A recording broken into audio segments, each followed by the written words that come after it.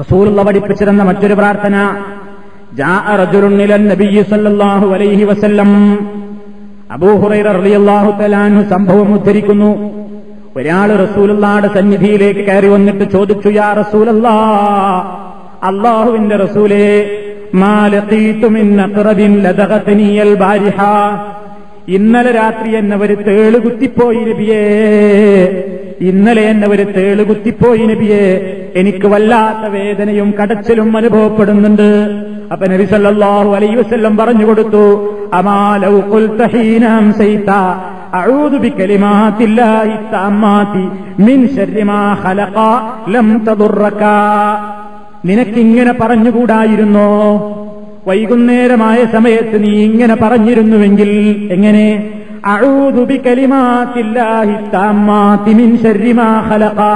അതാ പഠിച്ചു വെച്ചോ രണ്ടാമത്തെ ദിക്ർ, അഊദു ബികലിമാത്തില്ലാഹി തഅമ്മാതി മിൻ ശർരി മാ ഖലഖ. അഊദു ബികലിമാത്തില്ലാഹി തഅമ്മാതി മിൻ ശർരി മാ ഖലഖ എന്ന് നീ പറഞ്ഞിരുന്നുവെങ്കിൽ ലം തദുറക, ആ തേളിന്റെ ഉപദ്രവത്തെ നിനക്ക് ബാധിക്കുകയില്ലായിരുന്നു. ഇത് റസൂലുള്ളയാണ് പറയുന്നത്. ഇമാം മുസ്ലിം അവിടുത്തെ സഹീഹിൽ 2709 ഹദീസായി റിപ്പോർട്ട് ചെയ്തതാണ്. സഹീഹായ വചനമാണ്. അത് തന്നെ റസൂലുള്ളാഹിയുടെ മറ്റൊരു വചനത്തിൽ കാണാം.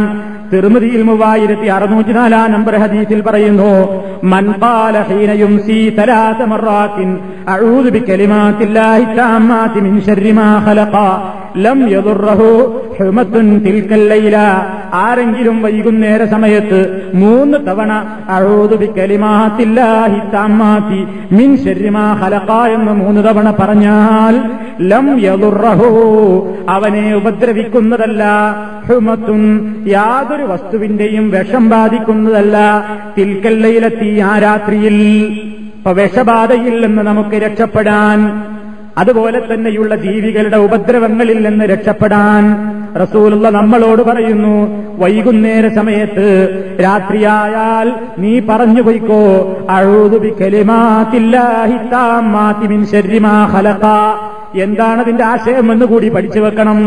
അഊദു, ഞാൻ അഭയം ചോദിക്കുന്നു, ബികലിമാത്തില്ലാഹി തഅമ്മാതി, അല്ലാഹുവിന്റെ സമ്പൂർണമായ വചനങ്ങൾ മുഖേന, പടച്ചതമ്പുരാന്റെ സമ്പൂർണമായ വചനങ്ങൾ മുഖേന ഞാനിതാ കാവലിനെ ചോദിക്കുന്നു, മിൻ ശർരി മാ ഖലഖ, അവൻ സൃഷ്ടിച്ചിട്ടുള്ള എല്ലാ വസ്തുക്കളുടെയും ശർറിൽ നിന്ന്.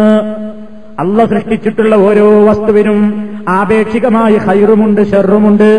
ചില ആളുകൾക്ക് ചില വസ്തുക്കൾ ഖൈറാകുമ്പോ ചിലർക്ക് അതേ വസ്തു തന്നെ ഉപയോഗിക്കുന്നത് ഷർറാകും. അത് ആപേക്ഷികമാണ്. ഒരു നല്ല കാറ്റ് കൊള്ളുമ്പോ ചില ആൾക്കാർക്ക് അത് വല്ലാത്തൊരു സുഖമാണ്. വേറെ ചില ആളുകൾക്ക് ആ കാറ്റ് കൊണ്ടതുകൊണ്ട് ജലദോഷം പിടിക്കുന്നു, അസുഖം പിടിക്കുന്നു, പനി വരുന്നു. വേറെ ചിലർക്ക് ആ കാറ്റ് കിട്ടിയപ്പോഴാ അവന്റെ പല അസുഖങ്ങളും മാറിയത്. ഒരേ കാറ്റ് കൊണ്ടപ്പോ തന്നെ ചിലർക്കത് ഖൈറായി, ചിലർക്കത് ഷർറായി.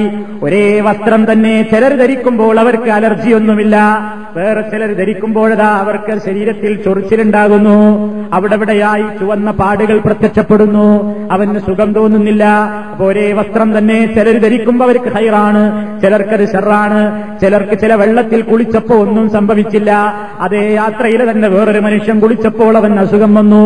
അപ്പൊ ഈ ലോകത്ത് അല്ലാഹു സൃഷ്ടിച്ചിട്ടുള്ള വസ്തുക്കള്, അത് സൂര്യനാവട്ടെ, ചന്ദ്രനാവട്ടെ, അതുപോലെ തന്നെ വെള്ളമാകട്ടെ, തീയാവട്ടെ, കാറ്റാവട്ടെ, ഭക്ഷണമാകട്ടെ, വസ്ത്രമാകട്ടെ, ചില ഭക്ഷണം ചില മനുഷ്യന്മാര് കഴിച്ചപ്പോ ഒന്നും സംഭവിക്കുന്നില്ല, വേറെ ചിലത് കഴിക്കുമ്പോൾ അത് അവർക്ക് വല്ല വിഷമങ്ങളും ഉണ്ടാക്കുന്നു.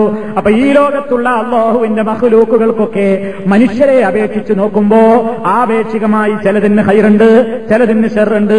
ആ ഖൈറിനെ മാത്രം ചോദിച്ചുകൊണ്ട് എല്ലാ മഖ്ലൂക്കുകളിൽ നിന്നും ഉണ്ടായേക്കാവുന്ന സർവ്വവിധത്തിലുള്ള ഷർറിൽ നിന്നും അല്ലാഹുവിനോട് കാവലിനെ ചോദിക്കാൻ പഠിപ്പിക്കുന്ന ദുആയാണിത്. അഊദു ബികലിമാത്തില്ലാഹ്, അല്ലാഹുവിന്റെ വചനങ്ങൾ മുഖേന, പരിപൂർണമായ വചനങ്ങൾ മുഖേന ഞാനിതാ കാവലിനെ ചോദിക്കുകയാണ്. മിൻ ശർരി മാ ഖലഖ, അവൻ സൃഷ്ടിച്ചിട്ടുള്ള വസ്തുക്കളുടെ എല്ലാം ഷർറിൽ നിന്ന്.